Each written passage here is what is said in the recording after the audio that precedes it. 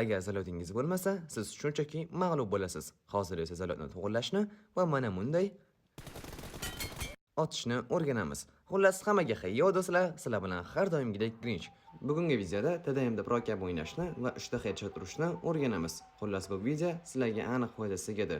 Qani unda gapni cho'zib o'tirmasdan, biz boshladik. Zalot o'zi nima degani? Zalotning ma'nosi bu o'qingizni aytilgan nuqtaga tekis uchishi. Agar zalotingiz yaxshi bo'lsa, o'qingiz tekis uchadi. Zalot asosan katta FPS device'larda bo'ladi. Misol, eng zo'r zalot iPadda. Xo'p, zalotning ma'nosini tushunib oldik. Endi TDMda headshot berishni o'rganamiz. Xo'p, TDMda 3 ta headshot berish uchun harakatlanishda ham bilish kerak. Ko'p kishi mana shunday chap o'ng qilib harakatlanib otishadi. Lekin bu katta xato. Sababi mana bu pritsel ko'rib turganlaringdek chap o'ngga yursak, ko'talashib boryapti. Bu degani zalot pasayyapti. Zalot pasaydi degani, endi tugadiganida, xo'sh, to'g'ri harakat mana bunday bo'ladi. Chapga yurib o'tirib turamiz, o'ngga yurib o'tirib turamiz. Shu harakatni qayta-qayta qilib otsak, ko'rib turganlaringdek dushmanimizga o'q tegish qiyinlashadi va siz zalotingiz pipet bo'ladi.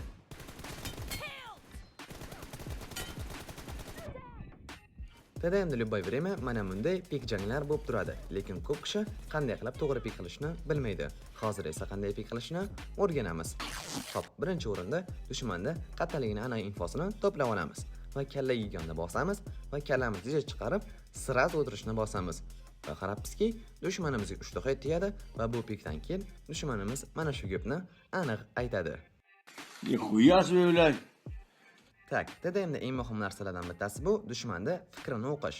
Misol, mana bu konteynerda dushman turibdi va u qaysi joydan pik qilishini oldindan bilishingiz kerak. Xo'p, bu konteynerda dushman chap tarafdan pik qilishi juda ham foizi katta. O'ng tomondan esa chiqishi kam. Voy, tepadan otib qo'ydi-yu. Albatta hazil, tepadan sakrab otishni ham inobatga olish kerak, chunki ko'p kishi chetdan sakrab HP'sini yeb, siz push qilib turgan joyingizda sizga push qilib yuborishi mumkin.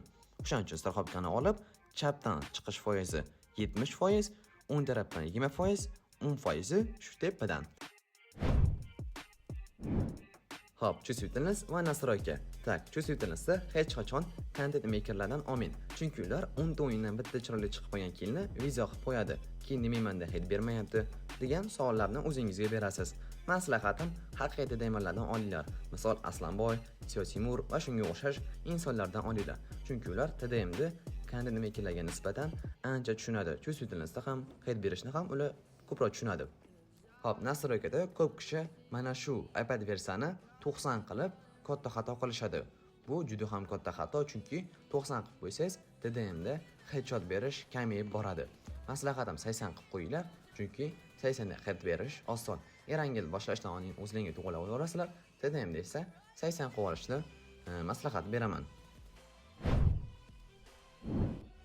Juda ham ko'p kishi mana shu odamlar yoniga kelib trenirovka qilib otadi, lekin bu befoyda, chunki dushman hech qachon sizga turib bermaydi, bitta joyda turib bermaydi. Maslahatim mana shu poligonga kelamiz.